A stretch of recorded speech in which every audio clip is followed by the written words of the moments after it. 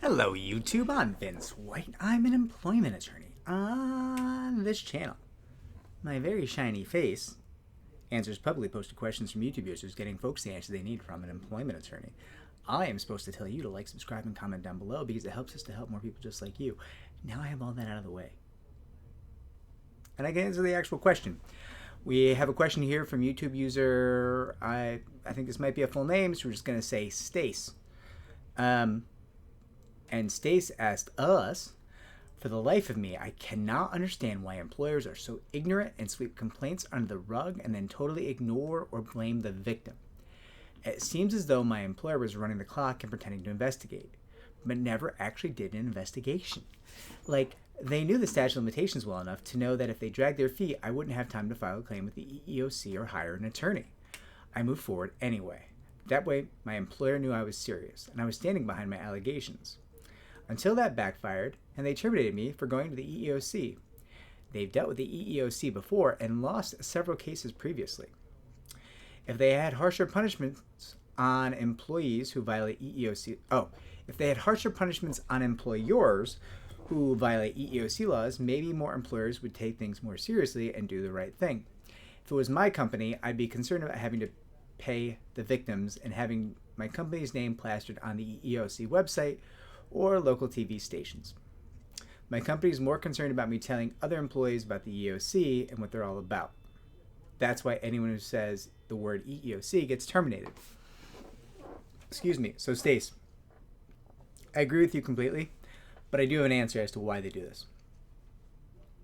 Less than 4% of people who experience workplace discrimination, workplace sexual harassment, will actually complain and file. Less than 4%. And so a lot of employers engage in behaviors meant to push people away from actually filing or away from pursuing their rights or litigating these claims because they know in aggregate, in bulk, that employer probably is going to end up ahead, right? So you went forward, you have a case because you're smart, because you're a fan of this channel in part, right? You knew your statute of limitations, you were on top of everything. How often do you think that employer gets a complaint, investigates for, I don't know, let's say 300 days, and pushes it outside the federal statute of limitations, killing off the federal claims and leaving it so their employee may only have local and state law claims left? I bet you it happens fairly often. Fairly often. So if they kill a bunch of claims that way, and we already know that only 4% of people are complaining at all, what's left? 1%? Maybe? Of people who actually go forward?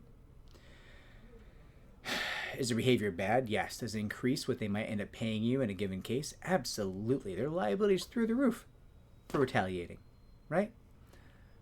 But in aggregate, they might end up ahead. And that's wild. And that's why your point as to harsher punishments at the EEOC level certainly makes sense to me. I think you're on the right path there. Damages need to go up. Now, everyone's going to say, Vince, of course you say that. You take a percentage of what you win for your clients. So when you say, damages have to go up, yeah, it's very self-serving. You just want to make more money. Yeah.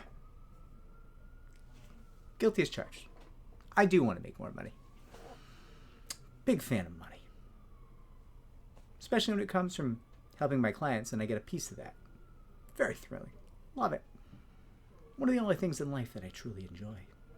Right? But also, if I was fully retired, completely done, never a penny more to be made from this industry, I fully believe I would say, yeah, you got to up the damages. Because you're not going to effectuate change. Right now, this is like union busting, right? We see Starbucks busting unions, allegedly. I don't even know what's alleged anymore. They actually paid the fines, I think. I guess maybe they settled. I don't know the specifics. But the fines make me think that union busting is legal for a price. In the same way that the way damages are calculated on sexual harassment and workplace discrimination cases makes me believe that workplace discrimination and sexual harassment are legal, again, for a price. You can do it as long as you pay for it. And it's not going to be catastrophic. That's frustrating for me. It's incredibly frustrating for me. But We vote for who we vote for. It's not us.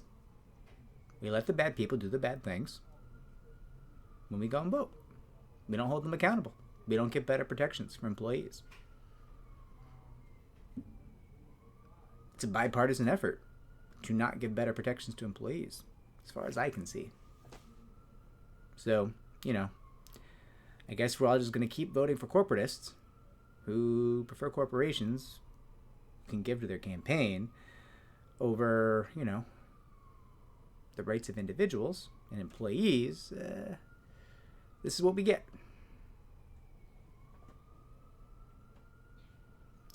I'm a bit of a downer today.